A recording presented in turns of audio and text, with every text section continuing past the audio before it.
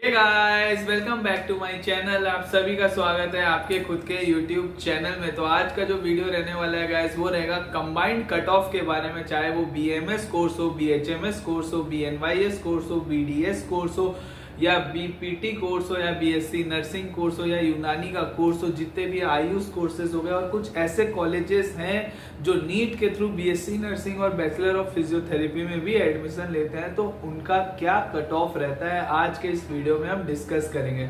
देखो, नीट का रिजल्ट आ चुका है गाइस, और नीट के रिजल्ट के बाद जो नेक्स्ट स्टेप होता है वो होता है काउंसलिंग।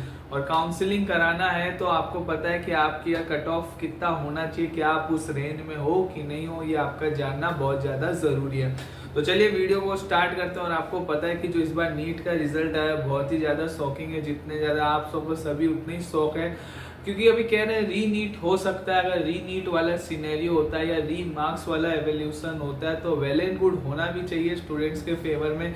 लेकिन अगर नहीं होता है, जितने मार्क्स आए हैं इतने रैंक पे है, तो क्या कट ऑफ रहेगा इस बार।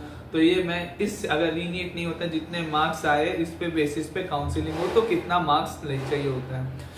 तो गाइस चलिए वीडियो को शुरू करते हैं। और अपन सबसे देखो, इसमें अदर देन नीट में एमबीबीएस के बाद एमबीबीएस के कट ऑफ नहीं बता रहा हूँ, क्योंकि ऑलरेडी 2-3 वीडियो अपलोड है मेरे खुद के चैनल में। तो आज अपन बात करेंगे अदर देन एमबीबीएस कोर्स के बारे में। तो पहला कोर्स अगर अपन देखें, BDS, bachelor of dental and surgery.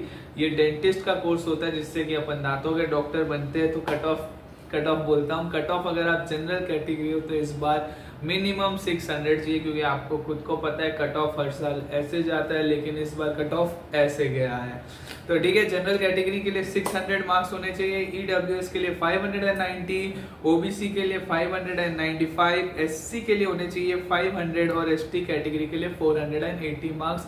And this marks are the minimum marks. ये जो मैं मार्क्स बता रहा हूँ मिनिमम है, डोंट टारगेट दिस मार्क्स। इससे आपके मार्क्स ज्यादा ही होने चाहिए। ये लास्ट ईयर इतने रैंक पे मैं मिनिमम मार्क्स बता रहा हूँ, आपके इससे ज्यादा रहने चाहिए। इससे अगर कम मार्क्स है तो बहुत रेयर चांस है कि आपको सीट मिल पाए। चलिए ठीक है, नेक्स्ट कोर्स की बात करें, BAMS, bachelor of Ayurvedic medicine and surgery. अगर अपन जनरल कैटेगरी तो है तो मार्क्स होना चाहिए, जनरल कैटेगरी के तो मार्क्स होना चाहिए 590, ईडब्ल्यूएस के तो 580, अगर आप ओबीसी के तो 585 मार्क्स, अगर आप एससी कैटेगरी के तो 490 मार्क्स होने चाहिए, अगर आप एसटी कैटेगरी तो है 465 मार्क्स प्लस रहने चाहिए, अगर आप बीएमएस कॉलेज लेना चाहते हो through all India quota, not state quota.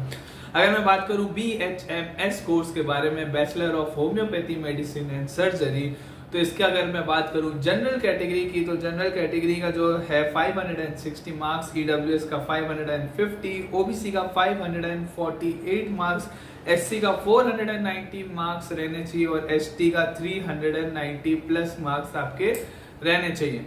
अगर मैं बात करूं बीएसएमएस, ये जो है सिद्धा मेडिसिन और सर्जरी रहता है, जैसे अपने ये भी आयुष कोर्स के अंडर में आता है। जैसे अपने नॉर्थ में बीएमएस आयुर्वेदिक रहता है, वैसे साउथ के तरफ में बहुत ही ज्यादा प्रसिद्ध कोर्स है बीएसएमएस कोर्स। तो इस कोर्स के बात करें तो जनरल कैटेगरी में 560 मार्क्स होना चाहिए, ईडब्ल्यूएस में 555 मार्क्स, ओबीसी में 550, एससी के लिए 480 मार्क्स रहना चाहिए, 470 टू 480, एसटी के लिए 380 मार्क्स आपका होना चाहिए बीएसएमएस के लिए।